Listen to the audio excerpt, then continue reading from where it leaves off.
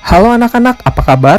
Bertemu lagi di pembelajaran online biologi. Pada kesempatan kali ini kita akan membahas secara tuntas mengenai filum Platyhelminthes atau cacing pipih. Sebelum kita mengetahui karakteristik, pengelompokan, dan contoh, maka kita harus tahu dulu asal-usul dari filum ini. Jadi Platyhelminthes berasal dari dua kata, yaitu platy artinya pipih dan helminths artinya cacing. Sehingga Platyhelminthes kita sebut juga sebagai cacing pipih. Dulunya Platyhelminthes termasuk ke dalam kelompok Vermes bersama dengan Annelida dan Nemathelminthes. Tapi untuk pengelompokan saat ini, ketiga cacing itu dipisah menjadi filum yang berbeda.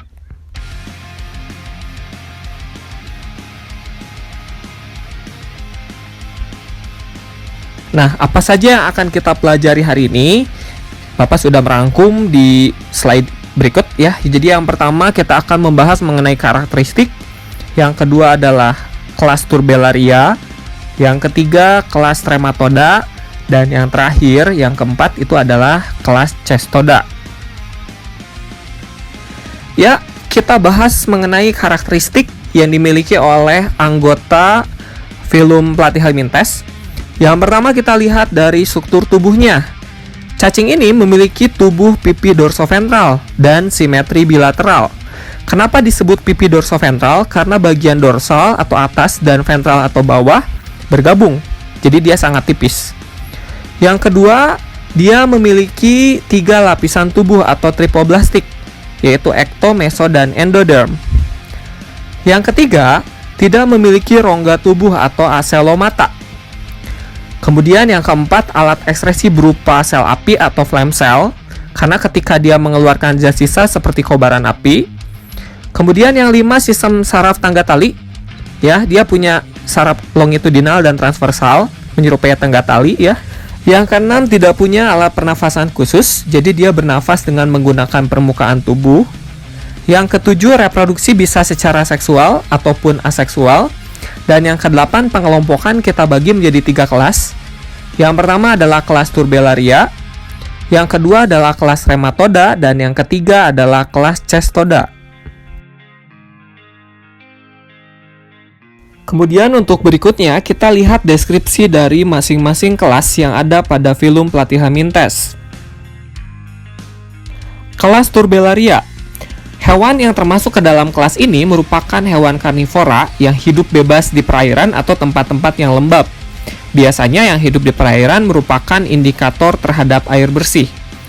Memiliki silia sehingga bagian atasnya berwarna gelap untuk proses pergerakan dan memiliki bintik mata sebagai reseptor untuk cahaya. Hewan yang termasuk ke dalam kelompok ini tidak memiliki anus dan memiliki daya regenerasi yang cukup tinggi. Contoh yang termasuk ke dalam kelas ini adalah Dugesia atau Planaria serta Bipalium. Oke, kita lihat struktur tubuh dari contoh beberapa anggota Turbellaria. Yang pertama adalah Planaria. Dia punya bintik mata dan auricle, jadi struktur yang menyerupai telinga. Kemudian yang berikutnya adalah Turbellaria yang hidup di tempat yang lembab, yaitu Bipalium. Jadi gambarnya seperti ini. Kepalanya seperti kapak. Dan yang berikutnya kita lihat gambar dari daya regenerasi Planaria yang cukup tinggi. Jadi ketika dia dipotong-potong, dia akan membentuk bagian-bagian tubuh yang lengkap.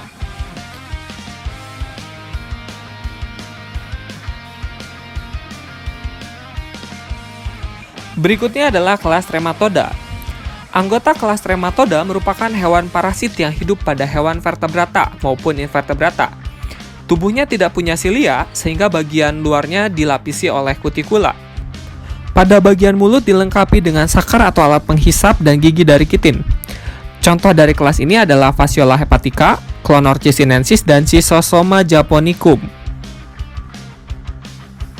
Berikut ini adalah struktur tubuh dari beberapa contoh Trematoda. Yang pertama ada Fasciola hepatica, ya, bentuknya menyerupai daun dan dia memiliki 2 sakar. Kemudian yang berikutnya adalah parasit yang ada di darah, yaitu Schistosoma japonicum. Bisa kita lihat bahwa hewan jantannya berada pada tubuh betina. Ini adalah hal yang cukup unik. Kemudian yang berikutnya, yang terakhir adalah Clonorchis sinensis, yang merupakan parasit pada otot ikan dan dapat memasuki tubuh manusia karena memakan ikan yang kurang matang. Untuk daur hidup yang akan kita bahas itu hanya 2 saja untuk kelas Trematoda ya. Yang pertama adalah daur hidup cacing hati atau Phaseola hepatica. Kita punya cara yang paling cepat untuk mempelajarinya yaitu temis resem. Temis resem merupakan kepanjangan dari telur, Miracidium, Sporokis, Redia, Cercaria, dan Metacercaria. Dari gambar kalian bisa lihat bahwa yang masuk ke dalam siput air adalah Miracidium, yang keluar dari siput air adalah Cercaria, dan yang masuk ke dalam hewan pemama biak adalah Metacercaria. Berikutnya adalah daur hidup cacing otot ikan atau Clonorchis sinensis. Jadi untuk daur hidupnya hampir mirip dengan Phaseola hepatica, hanya saja inangnya itu ada 3, yaitu siput, ikan, dan manusia. Jadi yang masuk ke dalam siput air itu adalah Miracidium, yang keluar adalah Cercaria. Kemudian Cercaria akan memasuki ikan dan berkembang menjadi Metacercaria. Ikan yang dimasak secara tidak matang atau dimakan mentah akan mengandung Metacercaria dan memasuki tubuh, kemudian berkembang menjadi cacing dewasa di bagian hati. Yang terakhir adalah kelas Cesoda. Anggota kelas Cesoda tubuhnya terdiri dari sekat-sekat atau segmen yang kita sebut sebagai proglotid. Satu buah proglotid dapat kita anggap sebagai satu individu karena memiliki organ reproduksi yang lengkap. Akan tetapi, dia tidak punya saluran pencernaan. Contoh dari hewan ini adalah cacing pita atau Taenia. Kemudian struktur tubuh yang akan kita bahas adalah Taenia solium atau cacing pita yang ada pada babi. Yang kalian lihat adalah bagian kepala atau scolex, terdapat penghisap atau saker, dan hook atau pengait yang terangkai pada rostellum. Satu segmen kita sebut sebagai proglotid, dan sudah Bapak jelaskan tadi bahwa satu proglotid dapat kita anggap sebagai satu individu karena memiliki struktur reproduksi yang lengkap. Daur hidup kelas Cesoda yang akan kita bahas yaitu Taenia solium. Daur hidup kelas Cesoda yang akan kita bahas yaitu Taenia solium atau cacing pita yang ada pada babi dan Taenia saginata atau cacing pita yang ada pada sapi. Untuk mempermudah kita gunakan jembatan keledai yaitu Tosca, kepanjangan dari telur, onkosfer, sisi serkus, dan cacing dewasa. Feses manusia yang dikeluarkan akan mengandung telur dan menetas menjadi onkosfer. Kemudian onkosfer akan termakan oleh sapi atau babi dan berkembang di dalam otot atau daging menjadi sisi serkus.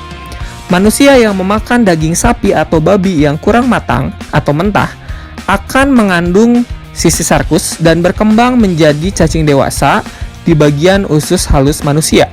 Sehingga cacing dewasa tersebut akan menyerap sari-sari makanan dan manusia akan mengalami kekurangan nutrisi.